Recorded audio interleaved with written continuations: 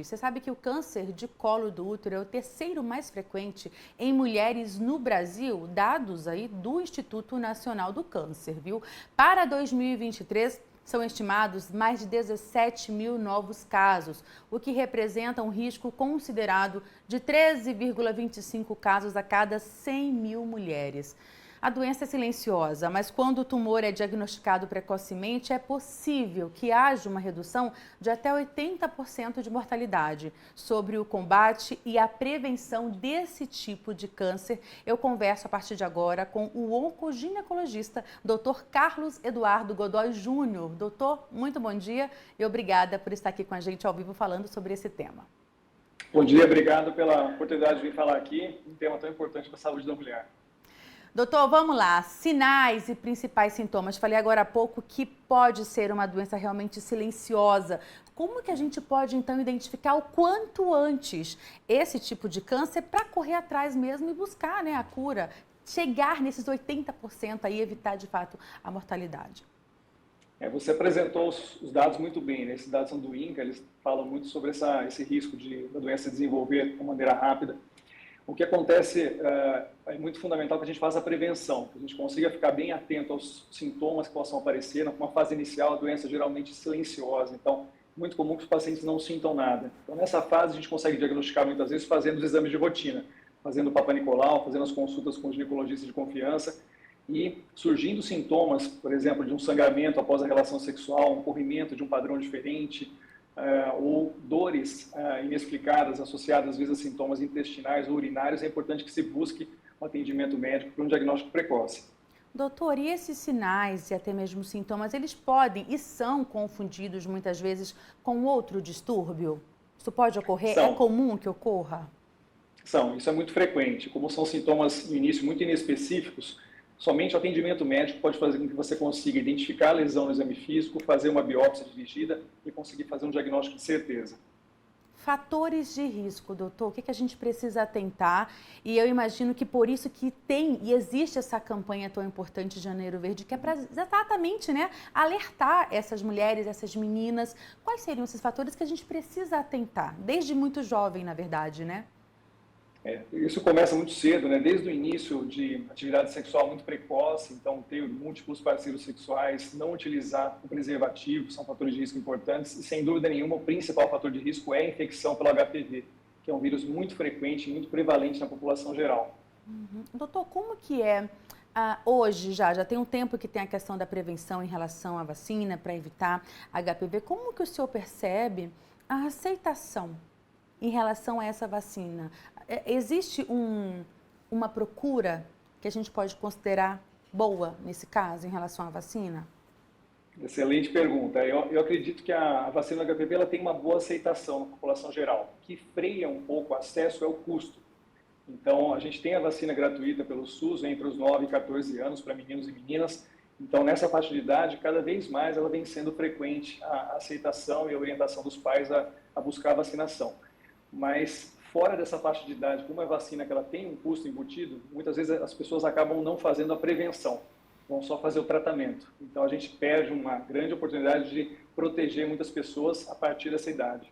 Então vamos reforçar isso, doutor, especialmente para o nosso público de mães, de avós que nos acompanham, porque muitas vezes essa menina ela é direcionada por um adulto, né? Ela não tem ainda ali a sabedoria de saber trilhar o caminho que ela deve. Então, ela precisa ser conduzida por alguém. Quais são as orientações para essa mãe? Porque muitas famílias também podem ter ali um preconceito, né? Não vou levar, enfim. O que o senhor poderia trazer de recomendação, de fato, para esses pais, né? E alertar sobre a importância dessa vacina, principalmente? Vamos focar bem nisso, porque eu acho que é importante a gente trazer isso para a discussão.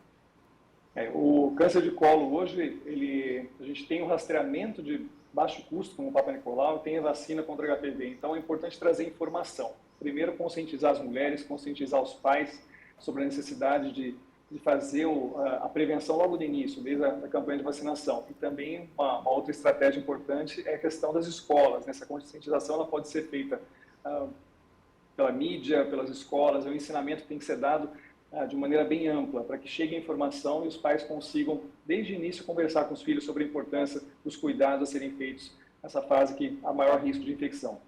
Doutor, na fase adulta, a partir de que idade ou a partir de que situação essa mulher deve fazer com frequência os exames preventivos para ver se está tudo ok? Qual é a recomendação nesse caso? A recomendação hoje é que o Papa Nicolau seja realizado a partir dos 25 anos de idade, né? O primeiro exame a partir desse intervalo, que a gente faça sempre, pelo menos a cada 3 anos, um exame de Papa Nicolau. Para que a gente possa fazer um intervalo assim, é importante que tenha 2 exames consecutivos no intervalo de 1 ano normais. A partir desse resultado, você pode estender esse prazo. Eu costumo recomendar para os pacientes que façam um exame anual, apesar disso, porque a ida ao ginecologista para fazer uma consulta de rotina é sempre uma oportunidade de diagnosticar alguma doença, de conversar sobre alguma aflição que você tenha. Então, eu acho importante que tenha esse hábito de fazer consulta de rotina. Isso é muito importante para diagnosticar. Perfeito. E aí que está o segredo também, né, doutor? Como é uma doença que muitas vezes não tem sinais ou sintomas, pelo menos não no começo, esse exame de rotina, que tem que virar uma rotina mesmo na vida da mulher, né? Ele pode salvar vidas. Eu diria até que ele pode ser o responsável por salvar muitas vidas, no caso do câncer de colo do útero. Exato. Esse é o caminho. Esse é o caminho. Então, é um exame que é rápido. Existe também na rede pública, né, doutor, de saúde, então as pessoas podem ir em busca. E o tratamento, doutor? Vamos imaginar aqui, então, que houve um diagnóstico. Quais são os tratamentos hoje que a medicina tem a oferecer para essas mulheres? Nas fases iniciais da doença, enquanto o tumor ele está restrito ao colo do útero, geralmente o tratamento é cirúrgico. É uma cirurgia de grande porte, ela envolve diversas etapas. Então, é fundamental que a gente consiga diagnosticar a doença o quanto antes para que se faça uma cirurgia nesse período inicial. É possível, nos dias de hoje, fazer uma cirurgia preservadora de fertilidade em pacientes que desejam ter uma gestação ainda, então não é um diagnóstico que impede uma mulher de ter filhos. Então, a cirurgia exige outras particularidades que a gente consiga fazer para preservar o útero em uma condição funcional boa. Então, mulheres, mesmo com câncer de colo do útero, podem ser mães. Outra coisa, ela está relacionada às doenças que elas estão no estágio mais avançado. O tratamento aí ele passa a ser uma associação, muitas vezes, de radioterapia e quimioterapia.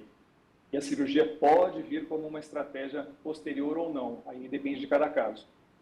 Perfeito. Importante o senhor falar essa questão da fertilidade, porque muitas vezes é a preocupação das mulheres, especialmente a idade em que é mais frequente a incidência desse tipo de câncer. É exatamente nesse período mais fértil da mulher, doutor? Teria uma faixa etária?